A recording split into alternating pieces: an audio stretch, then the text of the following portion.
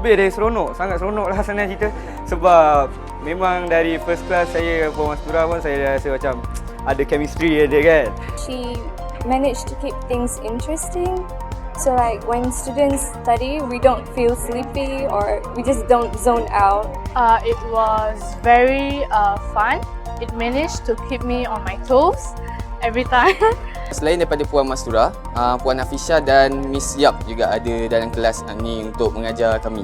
Three of us sat down and worked out the best plan to carry out something that is effective.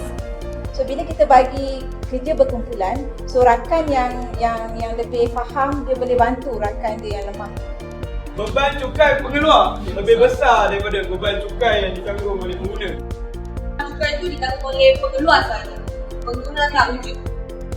So when three of us sit down and we brainstorm, saya rasa terus we can cover a lot of aspect because tajuk ni banyak konsep yang abstract. Arrow ni menunjukkan apa? Peningkatan harga. Ya, peningkatan harga. So banyak mana harga itu meningkat, itu ialah kawasan pengguna. Okey. $22.14. Ya. Tadi? 70. Okey. So, belok apa tadi yang berani? Alright. Belok berani ke mana? Jom dia akan berani ke kelas tu lebih hidup lah. Dan kita rasa lebih self-confidence kita pun meningkat. Saya tak pandai sangat ekonomi, so diorang boleh bantu saya dan saya bantu mereka balik jika diorang dalam kesusahan. So like if you have more teachers, then you have like maybe one teacher can focus on one group. So when you have questions, you're not afraid to ask them.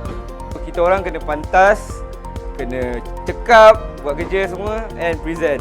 It makes us to think creatively and makes us to work under pressure because we have to finish the presentation by 10 minutes. It was definitely something different for us as we have not been doing as much activities like this before. We were just using plain old books and papers. So yeah, this is definitely something different. Kita orang dapat interact dengan satu kelas and also the teachers and satu aktiviti yang fun untuk kami dan satu aktiviti yang baru untuk kami semua. We actually bring something different in the learning process. Kita dah pilih satu tajuk and then kita bincanglah dari mula fasa pertama, fasa kedua, fasa ketiga and then kita susun aktiviti apa yang kita boleh dapat menarik minat untuk join the PDP. Yang pertama, bagaimanakah Datuk Vida ni dia lain daripada yang lain? Like bagaimana she stands out daripada usahawan yang lain? Dia tak malu untuk jadi duta produk. Betul, dia tak malu untuk jadi duta produk. Sesuai macam tu. Awak rasa cermin ni tak muat ke awak?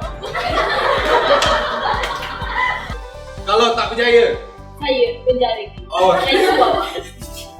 Aktiviti pun menarik, okey. Jadi memang pelajar memang kreatif, betul tak kan? Jadi mungkin betul lah tu macam Cikgu Bagina sebut tadi. So maknanya mungkin sebulan sekali kita boleh buat aktiviti macam ni supaya menimbulkan semangat, supaya dia berfikir kreatif, kan? Boleh berlakon, boleh ambil video, boleh dia memang boleh Tak sangka membantu PDP sebenarnya. Kan dia boleh buat video sendiri.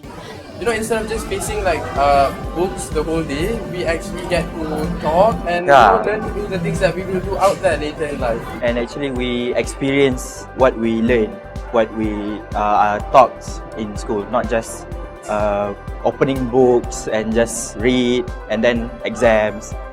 Bila dia mencari, dia explore, find out all the theories and then cari pula perkaitan dia, kaitkan dengan teori yang sedia ada.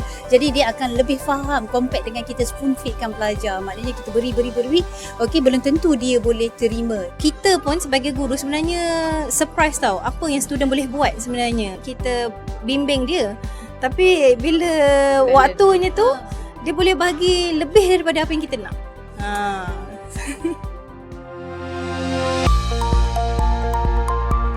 Saya berharap perkara macam ni harap dikekalkan lah sebab bagi saya dia sangat menarik saya untuk belajar dan buat pelajar-pelajar tidak bosan dan tidur. Saya berharap cikgu dapat buat aktiviti macam ni lagi lah. Dia akan membantu saya lebih faham, rakan-rakan lebih faham. There is a Chinese proverb that said, if you want to give the best to someone in life, you have to teach them instead of just spoon feed them. I know it's not just black and white, but you really have to reach out your students, as in not just between a teacher and a student, but between a parent and a child. Saya rasa cikgu-cikgu perlu berfikiran positif, think positive about the students and then percayalah kepada mereka. They can do it better than us. Saya berharap cikgu-cikgu saya dan cikgu-cikgu di luar sana tidak berputus asa dengan pelajar-pelajarnya, sebab setiap pelajar tak ada istilah yang diorang malas belajar. Teachers, you are the one who build the nation. You are the one who are going to bring up the next generation to do better in life.